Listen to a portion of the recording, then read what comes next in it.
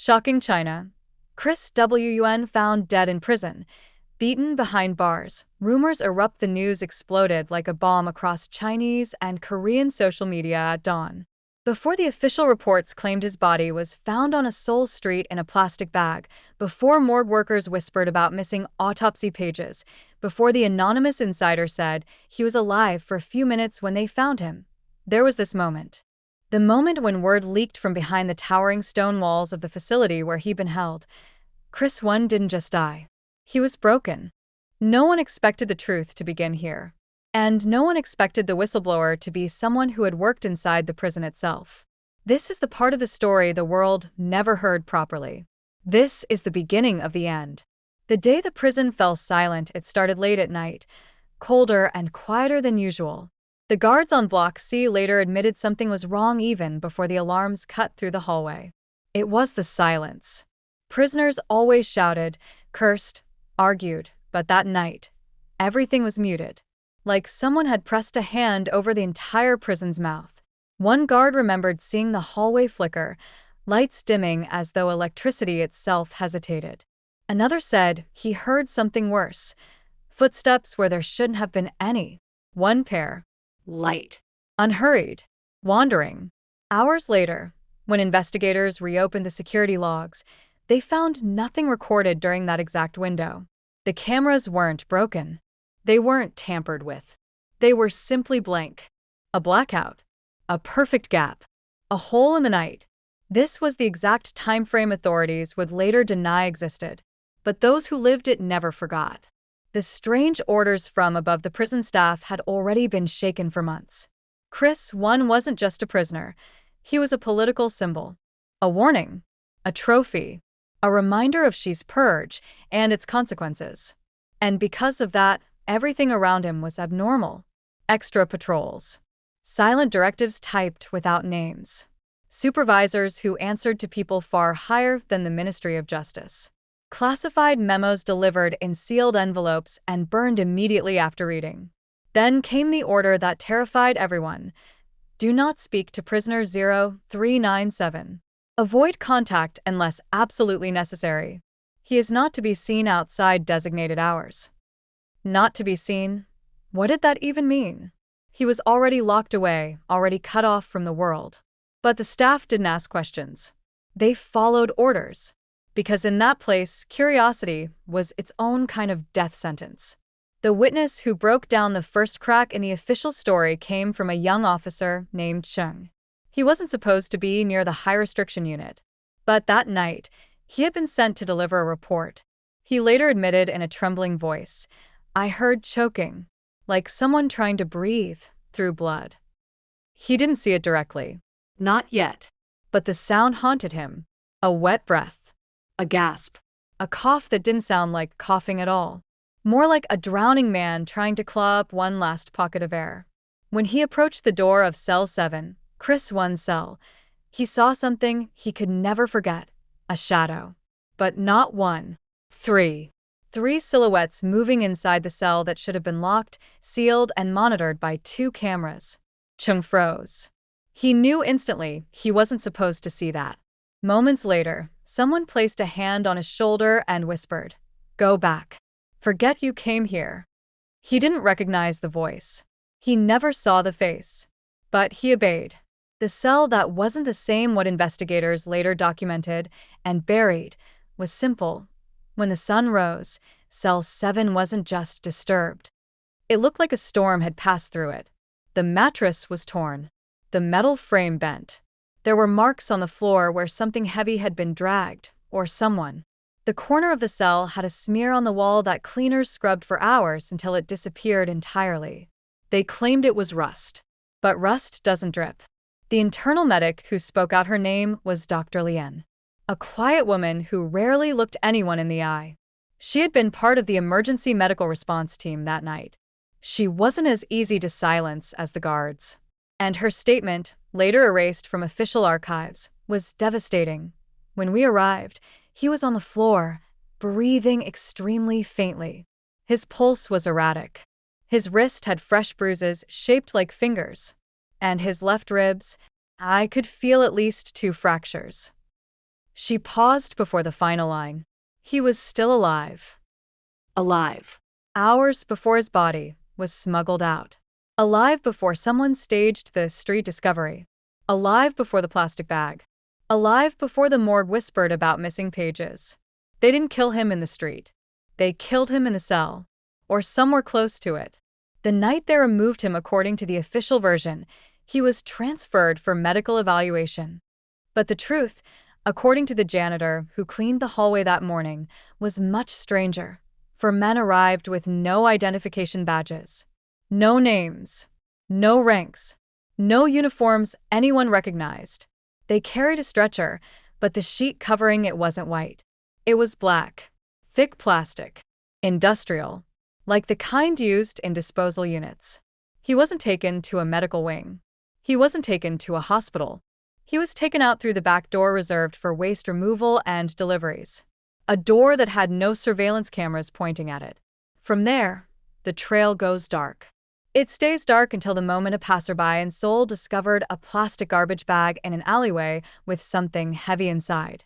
The bag police later identified as Kris 1. And yet, nothing in the timeline makes sense.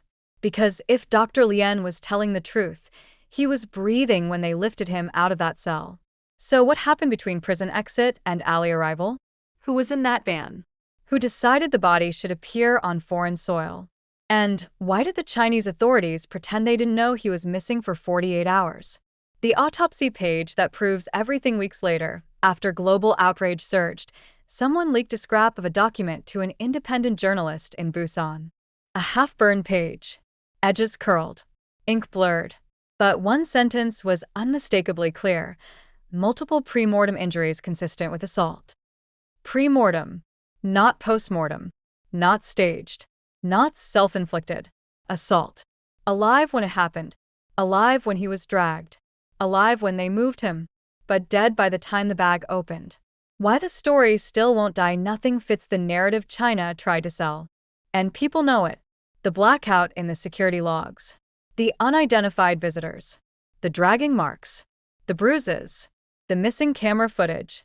The van that was never registered. The autopsy sheet fragment. The morgue worker who said the body was still warm. The insider who said, he tried to speak. Piece by piece, the public has assembled the truth. He didn't die quietly. He didn't die accidentally. He didn't die where they claimed. Something happened in that prison cell, something violent enough, powerful enough, and political enough that the only solution was to erase the scene entirely. But the universe doesn't erase things cleanly. The truth always leaves stains. The night the prison shook, everything about that night in the high-security facility was wrong. Even the temperature seemed to drop, as if the building itself sensed what was coming. Guards later said the air tasted metallic, like the moment before lightning strikes. But the real storm wasn't in the sky. It was in Cell 7. What happened in that tiny concrete room would become the most whispered, most buried, and most contested event in modern Chinese scandal history. And the closer you look at the timeline, the clearer it becomes. Kris 1 wasn't just beaten. He was targeted. The hours before the attack, witnesses remembered one detail clearly. Kris 1 had been unusually quiet that day. He normally paced slow, heavy steps across the cell floor. He would sometimes hum old melodies under his breath, as though clinging to the last pieces of who he had been before the purge. But on that final day, he stood still, hands on the wall, face pale, breathing sharp. The guard on duty said. He kept looking toward the door. Not at me, but past me. Like he expected something to walk through. Something. Or someone. He wasn't wrong. The footage Beijing couldn't hide. Security cameras on the third floor were supposed to record 24/7. But starting at 11:43 p.m., every camera feed connected to Cell 7 flickered, and then froze entirely. The digital clock on the recording screen stayed stuck at the same second. Not a glitch. Not a malfunction. A freeze. Engineers later confirmed what the guards already suspected. Someone inside the prison system had disabled them manually. That someone had administrator-level access. And that someone knew exactly which cameras to kill. Because only the angles covering the restricted wing went dark. The rest of the prison was untouched. The shadows in the cell, the young officer, Chung had the only surviving eyewitness account of what moved through the hall that night. He heard the first sound at 11:59 p.m., a dull, heavy thud, followed by a suppressed groan, followed by silence. Then another thud, harder, like someone was thrown against metal.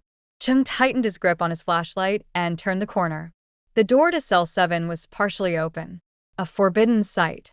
Inside, he saw a hunched figure, a tall man standing over him, and another figure moving behind them, too silently to be a guard. Then the taller figure raised something, not a weapon, but an arm, his forearm, and he brought it down. Chung stepped backward so quickly his shoulders slammed into the wall. He bit his tongue to stop himself from shouting. The blow was so violent he felt it, even through the wall. Then came the sound that would haunt him forever. A sharp, wet gasp. A half-breath. A choking cry of pain. He never saw the faces, but he saw the brutality. He knew this wasn't interrogation. This was execution. Conducted slowly. Personally. Deliberately. The 3-minute window, according to internal logs obtained later by whistleblowers, the attackers stayed inside cell 7 for exactly 3 minutes and 21 seconds. Not long enough for chaos, but long enough for destruction. When they exited, they didn't run. They didn't panic. They walked calmly through the hallway, passing Chung without acknowledgement. Their clothes were perfect. Clean. Uncreased. Professionals. Not guards. Not prisoners. Outsiders. One of them carried a small black device in his hand, a remote, the kind used to override door locks. That detail was never reported. It was a secret Chung carried until he finally broke down and confessed months later. The moment they found him at 12:07 a.m., after the intruders left, the guards were given permission to enter cell 7. Dr. Lien was summoned first. Her medical report, deleted within hours, described the scene. He was on the floor, curled slightly on his side, his left eye swollen shut, a split running along his lower lip, 3 distinct bruises on his torso, shaped like knuckles, a rib protruding under the skin, fingers twitching, breath shallow, and the detail she repeated again and again. He was trying to speak. His voice was faint. Muffled. But the nurse closest to him swore he said one word. A name. A whisper. The beginning of the truth. But she refused to repeat it publicly. Not out of fear, but because she said the world wasn't ready. The orders that followed less than 20 minutes after the assault, a senior official, never identified, arrived at the prison in an unmarked vehicle. He didn't ask for a medical report. He didn't ask about injuries. He didn't ask who entered the cell. He asked one thing only. Is he breathing? When they told him yes, the man responded bluntly. Then we still have time. Time for what? They never answered. But what happened next answered everything. The black plastic sheet at 12:41 a.m., the decision was made. He would not be taken to the medical wing. He would not be put under observation. He would not be stabilized. Instead, they covered him in a thick black plastic sheet, the same industrial material used for hazardous waste. Witnesses said it wasn't meant to preserve him. It was meant to hide him. Dr. Lien protested, crying as she grabbed the arm of one of the unidentified men. He's alive. He's conscious. He can still be saved. The man ignored her. The stretcher rolled away. And as it turned the corner, Kris One's hand moved, barely. A trembling twitch of the fingers. The last voluntary movement he would ever make. The van that vanished, they loaded him into a vehicle with no license plate, no paperwork, no documentation of departure. The van drove out the back exit, the one reserved for waste disposal. No logs recorded the departure. No staff signed off. No witnesses were allowed near. That van disappeared into the night. And hours later, a plastic bag was found in an alley in Seoul. A bag containing the bruised, broken, cold body of the man who had been alive, breathing, inside that prison just hours earlier. The case that will never let go. Every rumor since then, every leaked document, every morgue whisper, every autopsy page fragment, every insider confession, all point to one undeniable truth. He didn't die quietly. He didn't die naturally. He didn't die where they said. He died as part of a sequence, a plan, a message. Someone beat him. Someone removed him. Someone transported him. Someone staged his discovery. And someone has been rewriting the story ever since. But the world remembers the truth. The prison remembers. The guards remember. The doctor remembers. And the public refuses to forget.